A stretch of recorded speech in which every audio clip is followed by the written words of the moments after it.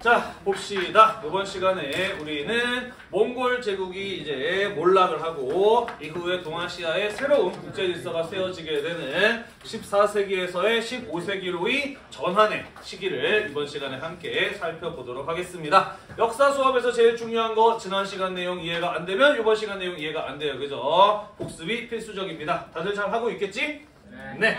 자, 같이 한번 지난 시간에 배운 내용 살펴보도록 합시다. 13세기 초에 테무친이 징기스칸이 되면서 몽골 전체를 이끌게 되었고 천호제, 백호제 등의 군사적 기반을 통해서 활발한 정복 활동을 했습니다. 서하와 호라즘 왕국을 정복하면서 비단길을 차지하였다라고 이야기를 했어요. 자, 그의 후계자였던 오고타이 칸 때에는 고려를 침공하기 시작을 했고 금나라를 공격을 했다. 그래서 멸망을 시키면서 유목민 세계를 통합하였다라고 이야기를 했고요. 바투칸의 경우에는 초원길을 따라서 키예프 공국까지 진출하게 되면서 동서교역로 가운데 초원길을 장악을 했다라는 이런 이야기를 했었습니다. 그리고 고려의 경우에는 오고타이 칸 때부터 공격을 받다가 결국에는 고려의 간섭을 받게 되는 원간섭기로 넘어가게 된다. 이런 이야기를 지난 시간에 했었던 것 같아요. 기억이 좀 나나요?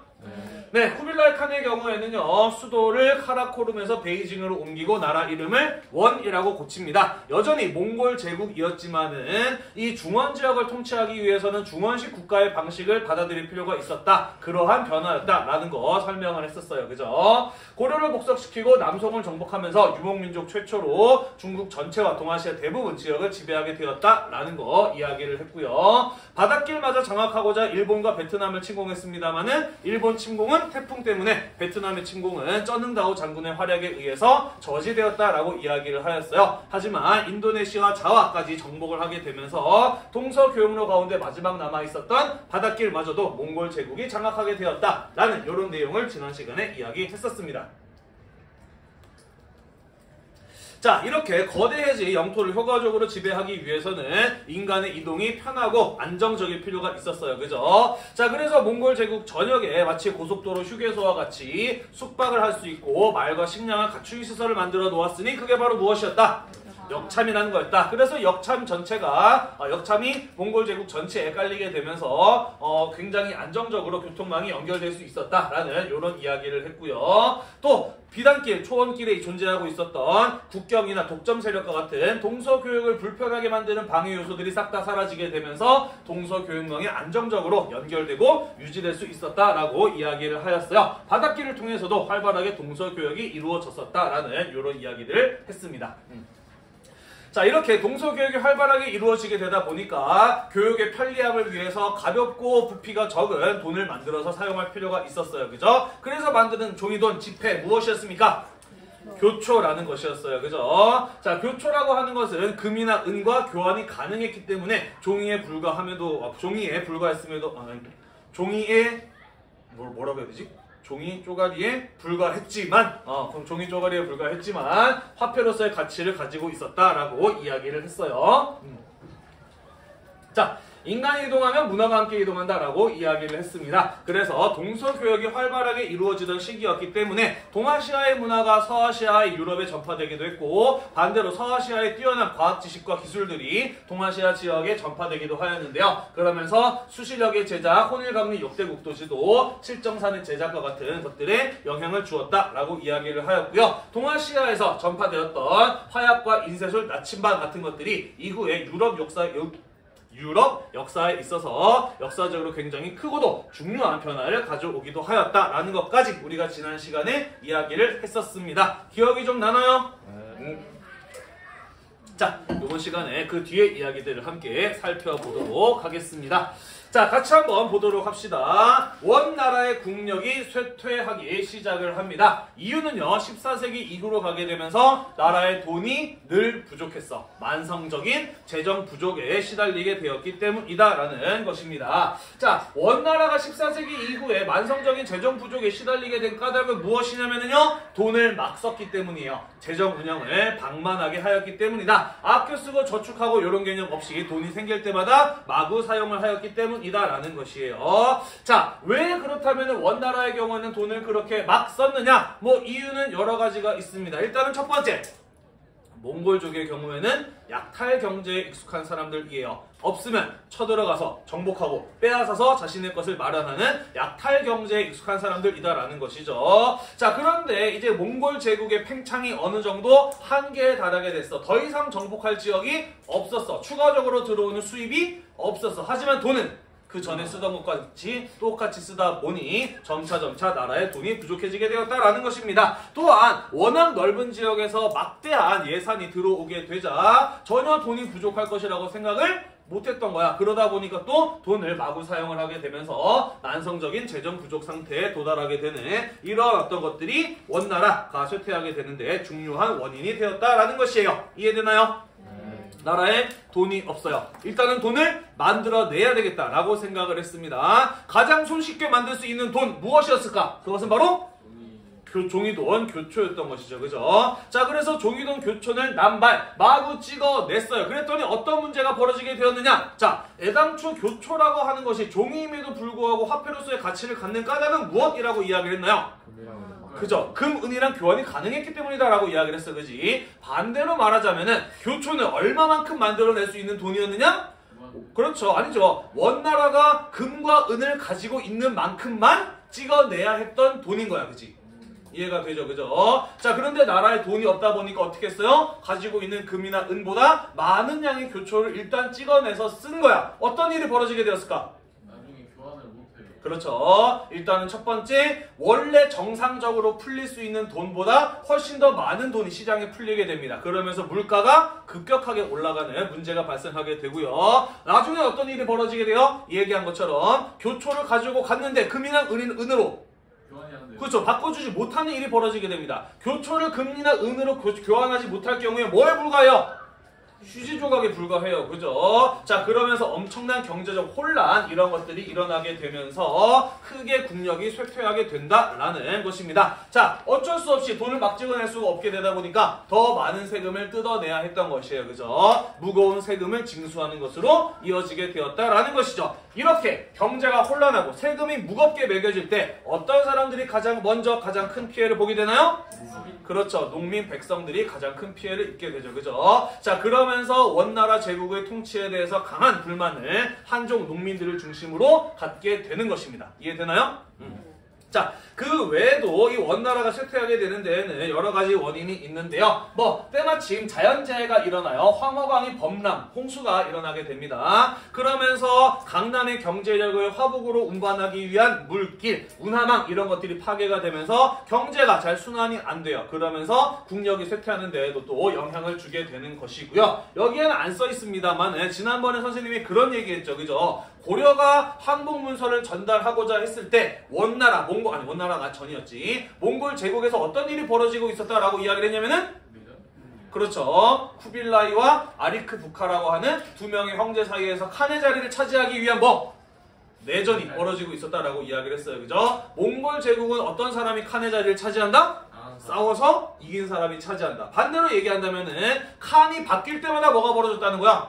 내전이 벌어졌다는 거예요. 그죠? 이런 것들은 엄청난 국력의 쇠퇴를 가져오는 요인들이었다라는 것이죠. 자, 그래서 나라가 지금 경제가 혼란해서 백성들이 먹고 살기 힘든 이러한 상황인데 원나라의 국력이 점차 쇠퇴하기 시작을 해요. 그러면서 국가의 통제력이 약화되자 그동안 억눌려 있었던 한족 농민들을 중심으로 몽골의 지배에 대한 저항이 여기저기서 터져 나오기 시작을 하는 겁니다. 이해되시나요?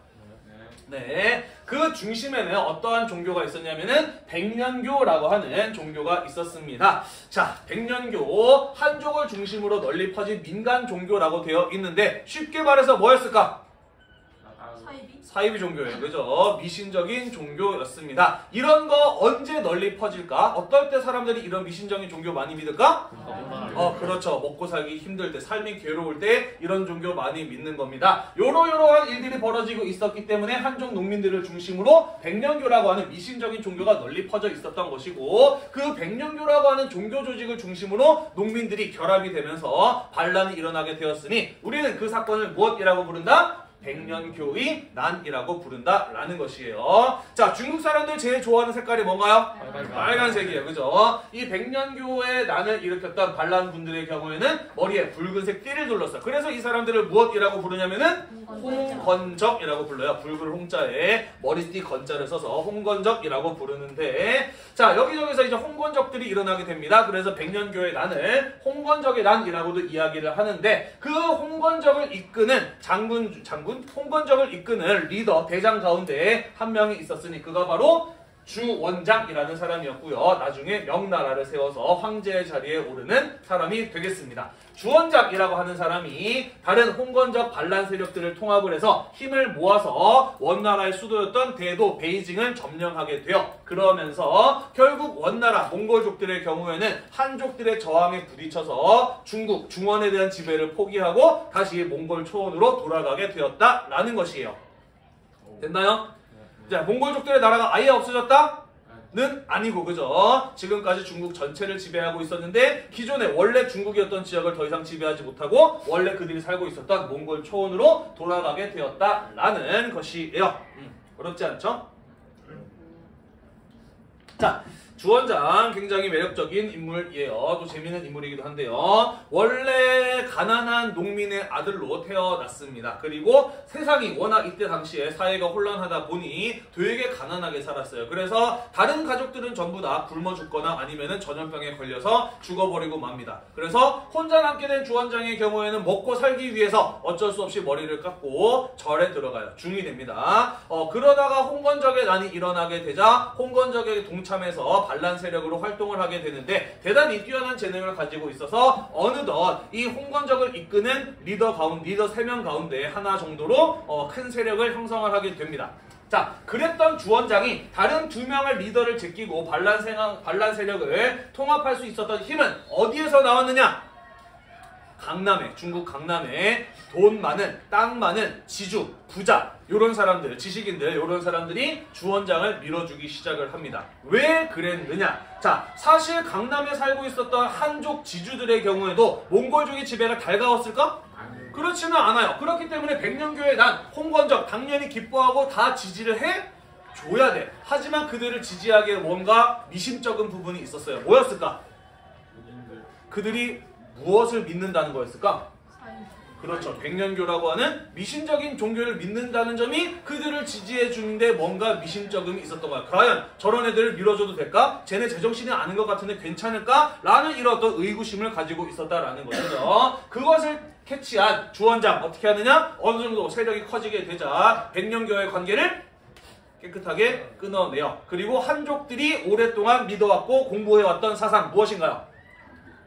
유교예요. 그죠? 유교를 전면에 내세우기 시작을 합니다. 그러면서 강남의 한족 지주, 지식인들로부터 강력한 지지를 얻게 돼요. 그러면서 이들의 경제적인 지원 같은 것들을 받아서 다른 세력들을 통합할 수가 있었고 그 힘을 모아서 원나라를 몽골 초원으로 후퇴시킬 수 있었다라는 것입니다. 됐나요? 네, 넘어가도록 할게요.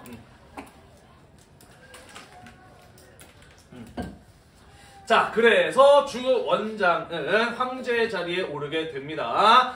연호가 홍무였기 때문에 이 사람을 홍무제라고 부르고요. 아까 우리가 봤듯이 명나라를 세운 황제라는 뜻에서 명태조라고도 불러요. 수도를 어디로 잡았냐면은 난징으로 잡았습니다. 난징, 창장강 끝에 있는 대표적인 도시죠. 왜 난징이 수도였을까? 여기가 주원장의 고향이었을 뿐만 아니라 방금 이야기했죠. 어떤 사람들이 주원장을 밀어줬다?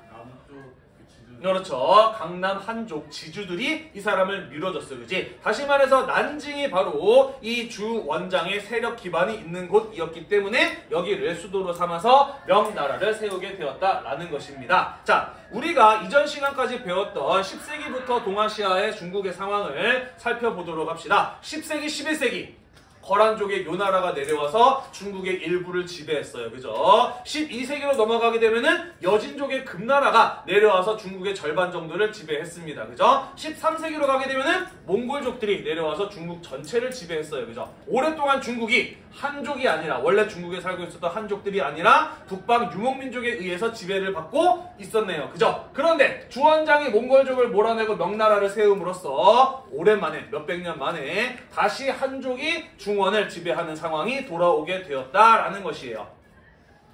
이해되시나요? 자, 그러므로 원나라와 명나라의 성격은 어땠을까? 완전히 다르겠죠. 그죠? 몽골이라고 하는 유목민족이 지배하던 나라와 한족이 다시 지배하게 된 나라는 완전히 그 성격이 달라지게 되었겠죠. 그죠? 자, 일단은 나라를 안정시키기 위해서는 황제권을 강화해야 됩니다. 그러기 위해서 뭐 여러 가지 정책들을 실시를 해요. 아, 그렇구나 하고 넘어가시면 되겠습니다. 두 번째, 이 부분이 중요하죠. 한족의 문화를 회복시키기 위해서 많은 노력을 기울였는데 그 핵심은 무엇이었다? 그것은 바로 유교의 부활이었다라는 것이죠. 자, 이렇게 생각하시면 돼요. 일제강점기가 끝나고 우리나라에서 가장 활발하게 연구가 이루어진 분야는 어디랑 어디였을까?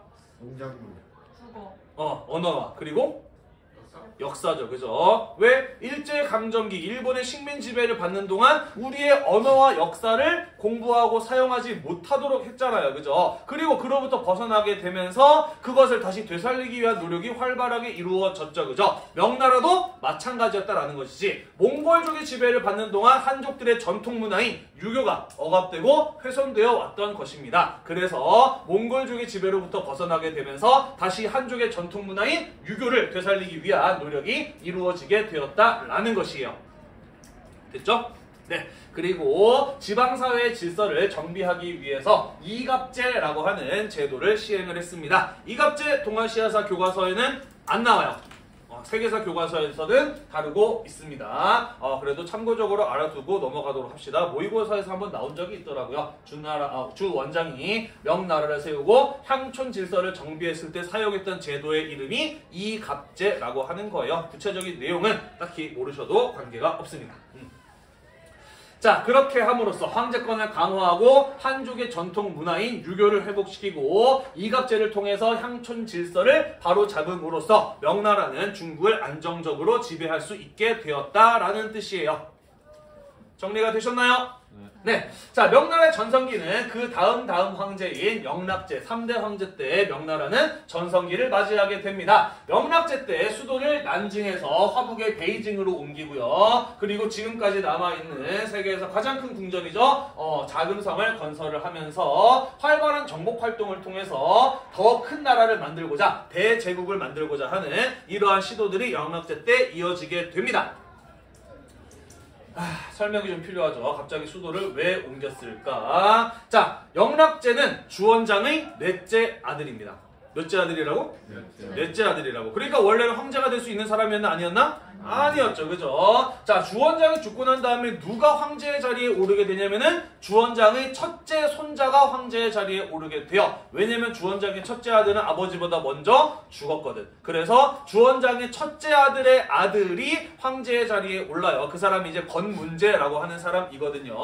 자, 이 영락제의 경우에는 왕자 시절에 뛰어난 군사적 재능을 가지고 있었기 때문에 베이징에 보내서 북쪽으로서 내려올지 모를 몽골족의 침입에 대비하는 그러한 역할을 맡깁니다. 여기 베이징의 제후왕이었다라는 게 그런 의미라고 보시면 돼요. 자, 그래서 지금 어떤 상황이었느냐? 주원장의 넷째 아들인 영락제는 베이징에 막강한 군대를 데리고 있어요. 그리고 난징에서는 자기의 누가? 자기 첫째 형의 아들이니까 자기의 뭐가? 조카가 황제의 자리에 올랐는데 나이가 어려요. 그죠? 자, 영락제가 어떻게 황제의 자리에 올랐는지 대충 짐작이 되죠. 그죠? 어떤 식으로? 그렇죠. 베이징에서 군대를 끌고 난징으로 쳐들어옵니다. 그리고 자신의 조카를 몰아내고 그 자리를 차지했던 사람이 바로 이 영락제라고 하는 사람이 되겠어요. 어디서 많이 들어본 스토리 아닌가? 그렇죠. 우리나라에서도 조선에서 그지 단종이 왕위에 오르자 수양대군이 쿠데타를 일으켜서 계유정난을 통해서 왕의 자리에 오르죠. 그죠? 그런 이야기랑 비슷했다라고 생각을 하시면 될 것 같아요. 그러니까 왜 수도를 베이징으로 옮겼을까? 그렇죠. 자기의 세력 기반이 있는 곳으로 수도를 옮긴 겁니다. 비정상적인 방법으로 황제의 자리에 올랐으니 황제의 권위를 높여야 되겠죠. 그죠? 그래서 뭘 만든 거예요? 거대한 궁전, 자금성을 만든 거예요. 그죠? 선생님도 대학생 때 중국 여행 가서 한번 가본 적이 있어요. 자금성의 정문, 뭔 줄 아니? 자금성의 정문. 뭐라고? 천안문이라고 들어봤나요 혹시? 태남문? 태남문, 천안문이 자금성의 정문이거든. 여기 이제 보이는 여기 제일 높은 건물, 이게 이제 자금성의 한 가운데 있는 건물이거든. 이 천안문에서 시작을 해서 쭉 일렬로 다른 데 안 돌아다니고 일렬로 여기 가운데 있는 건물까지 왔다가 돌아서 나오는 데까지만 해도 몇 시간 걸리냐면은 2시간 반이 걸렸어요. 네, 어마어마하게 큽니다. 가보면은 역시 대륙의 스케일이라는 이런 느낌이 들어요. 엄청나게 큰 궁전이 되겠습니다. 왜 이렇게 큰 궁전을 지었다고? 뭐 하려고? 그렇죠. 황제의 권위를 과시하기 위한 용도였다라고 보시면 됩니다. 자, 그리고 영락제의 경우에는요, 롤 모델이 쿠빌라이 칸이었다라고 해. 쿠빌라이 칸처럼 거대한 제국의 황제가 되고자 하는 욕심을 가지고 있었다라고 합니다. 군사적 재능이 뛰어났던 황제였다라고 이야기를 했잖아, 그지? 그래서 북쪽으로는 몽골을 공격을 해서 영토를 넓히고 남쪽으로는 베트남을 정복해서 지배하는 등 활발한 정복 활동을 펼치기도 했습니다. 쿠빌라이 칸처럼 바닷길을 통해서 명나라의 국력을 과시하고자 하였어요. 그래서 명으로부터 채공을 받고 조공을 바치는 나라들을 더 확대하고자 자기와 친한 정화라는 황관을 통해서 해상 교역 활동을 펼치는데 그게 바로 정화의 항해라고 하는 사건이었거든요. 요거는 선생님이 말로 설명하는 것보다 영상을 보고 넘어가시는 게 좀 더 정확한 설명이 될 것 같아요. 하나 좀 보고 가도록 합시다. 미리 준비를 해온다는 게 깜빡했네요.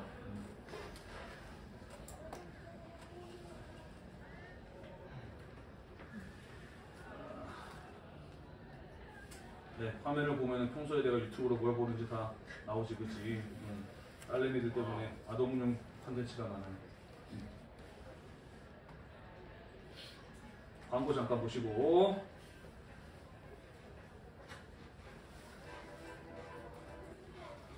무엇보다 교수님이 훨씬 더 퀄리티 있는 영상으로 설명을 하시는 게 아무래도 좀 잘 들어오죠, 그죠? 자, 아무튼 그래서 우리가 방금까지 살펴본 게 무엇이었냐면은 핵심적으로 말하자면은 원나라가 망하고 중국에 무엇이 세워지게 되었다?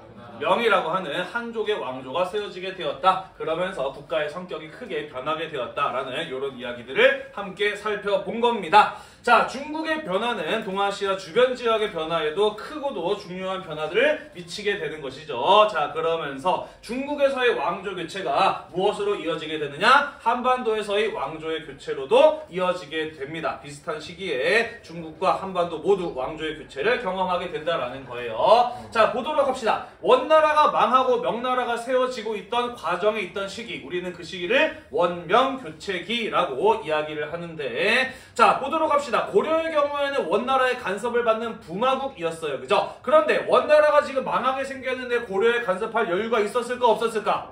없어요. 그죠? 그러다 보니 오랫동안 원나라의 간섭을 받아왔던 고려에서는 그러한 원의 간섭으로부터 벗어나기 위한 자주적인 원나라에 반대하는 자주적인 개혁 정책들을 실행해 나가게 되는데, 그것을 실행해 옮겼던 왕이 바로 누구냐면은 공민왕이라는 사람이었던 것이죠. 한국사 시간에 배웠죠, 그죠? 이른바 반원 자주 정책을 실시하게 되는 것입니다. 자, 그러면서 원나라가 고려에 만들어 놓았던 내정 간섭 기구인 정동행성, 이문소 이런 것들을 없애기도 하고요, 그죠? 원 간섭기에 빼앗겼던 땅을 공격을 해서 무력으로 되찾기도 하는데, 그 지역이 바로 여기 핑크색으로 표시되어 있는 쌍성총관부라고 하는 곳이었죠.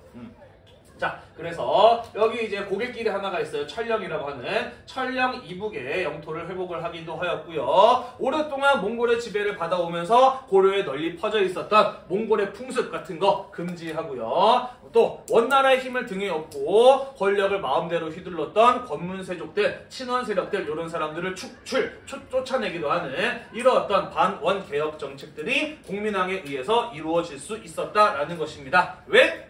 원나라의 힘이 어떻게 되어가는 중이었기 때문에, 약화되어가는 중이었기 때문에 이런 게 가능했다라는 것이에요. 물론 그 전에도 몇 차례 시도한 적은 있어요. 하지만 원나라의 힘이 강했기 때문에 큰 성과를 거두지는 못하였던 것이죠.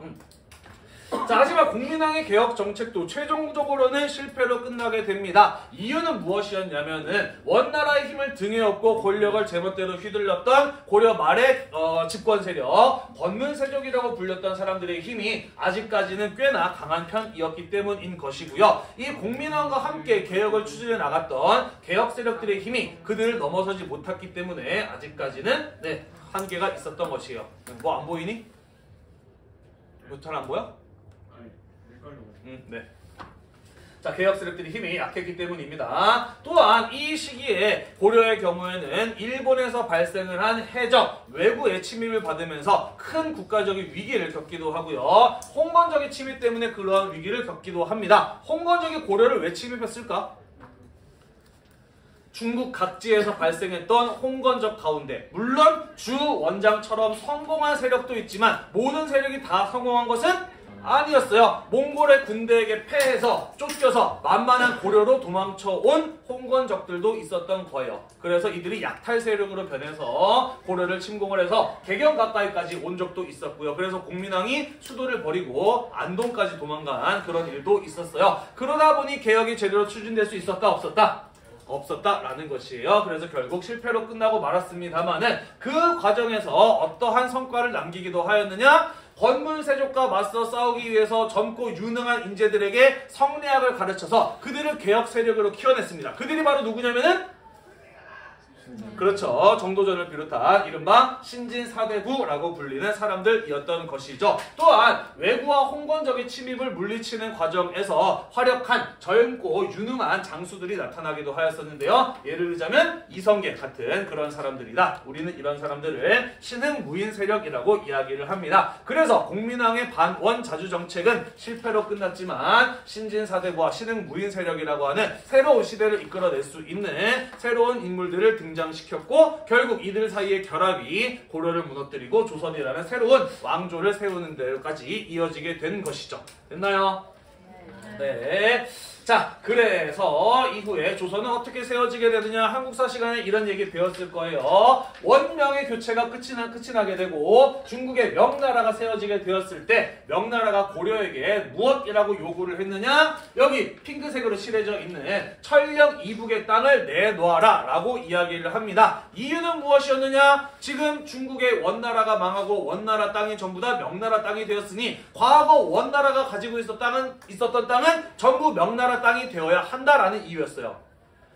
여기 원나라 땅 아니었느냐? 니네가 군대로 공격을 해가지고 강제로 뺏어간 건데 사실은 우리나라 땅이다. 내놔라 라고 이야기를 했다라는 것이죠. 말이 되나요? 안 돼요. 그죠? 말이 안 되는 요구를 왜 했을까? 좀 더 정확하게 이야기해보자면 기선제압이죠. 명이라는 새로운 나라가 세워졌어. 주변에 있는 다른 나라한테 감히 덤비지 못하도록 세게 나가서 국제관계에서 주도권을 잡으려고 한 겁니다. 이해가 되나요? 자, 그 의도를 정확하게 파악한 사람이 있었으니 그가 바로 이성계와 함께 이 과정에서 성장했던 무인 세력인 최영이었죠. 뭐라고 이야기를 했느냐? 여기에서 우리가 명나라한테 순순히 그들의 요구를 들어주게 된다면 앞으로 영영 명나라한테 끌려가게 될 거다. 쟤네가 기선제압을 하려고 하는 거니까 우리가 먼저 기선을 제압하자라고 이렇게 이야기를 해요. 그래서 우리가 먼저 요동으로 쳐들어가서 명나라의 땅을 차지해버리자라는 이런 제안을 하게 되고 그것을 강력하게 밀어붙이죠. 그러면서 요동정벌이 추진이 됩니다. 자, 이때 요동정벌의 사령관으로 임명되었던 사람이 누구였어요? 바로 이성계였고 자기에게 이렇게 막강한 군사력이 주어졌을 때 이것을 나라를 차지할 수 있는 절호의 기회로 여겼던 것이죠. 그죠? 자, 그래서 이성계가 여기까지 갔다가 강화도래. 압록강에 있는 강 중간에서 군대를 돌려서 다시 개경으로 돌아오니 우리는 그 사건을 무엇이라고 합니까? 위화도 회군이라고 이야기를 하죠. 자, 그리고 권력을 잡은 이성계와 신진사대부들 가운데 고려를 개혁하자는 쪽과 나라를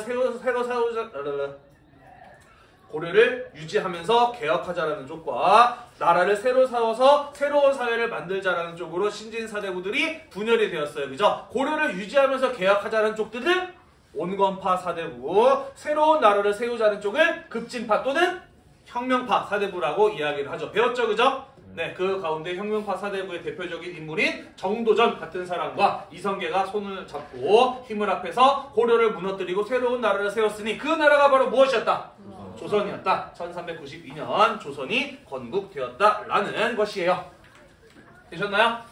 네, 조선은 이후에 태종 때 가게 되면서 명나라와 조국과 책봉의 관계를 맺으면서 우호적인 관계를 오랫동안 유지하게 됩니다. 요것도 조금 부연 설명이 필요한데요. 간단하게 좀 이야기를 할게요. 자, 사실 조선이 세워지고 난 이후에 조선과 명나라의 관계는 썩 좋지 못했어. 좀 껄끄러웠습니다. 왜냐면은 명나라의 주원장은 계속해서 조선을 압박을 하면서 기선제압을 하려고 했어요. 이성계가 왕이 됐다고 걔 한때 요동정벌하려고 오던 장군 아니냐 사령관 아니냐 그런 애를 어떻게 믿어? 라고 이야기를 하면서 계속해서 조선을 압박을 해요. 그리고 조선도 그렇게 쉽게 숙이고 들어가지 않으려고 합니다. 그러면서 오랫동안 기싸움이 이어지거든요. 그러다가 왜 태종 때 가게 되면서 사이가 좋아지게 되느냐?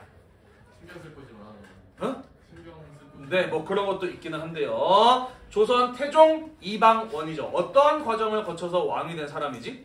왕자의 날. 그렇죠. 왕자의 난을 일으켜서 그죠. 자기의 형제들을 죽이고 왕이 된 사람이에요. 그죠. 그리고 이 시기에 명나라의 황제가 누구였느냐? 영락제였어요. 조카를 죽이고 왕이 된 사람이었죠. 다시 말해서 영락제도 자기가 비정상적인 방법을 통해서 황제가 된 사람이기 때문에 무엇이 필요했다? 나를 황제로 인정해 줄 수 있는, 나의 정당성을 확인해 줄 수 있는 사람이 필요했던 거예요. 태종 이방원도 왕자의 난을 통해서 왕이 됐기 때문에 내가 왕이 되었음을 정식적으로 인정해 줄 수 있는 사람이 필요했던 것이죠. 그죠? 양쪽의 이해관계가 맞아떨어지게 되면서 조공을 바치고 책봉을 받으면서 두 나라 사이에 우호적인 관계가 유지될 수 있었다라는 것입니다. 시간 너무 많이 남았는데? 아니 별로 응? 아직 10분이나 더 남은 거 아닌가? 조금밖에 안 남았어.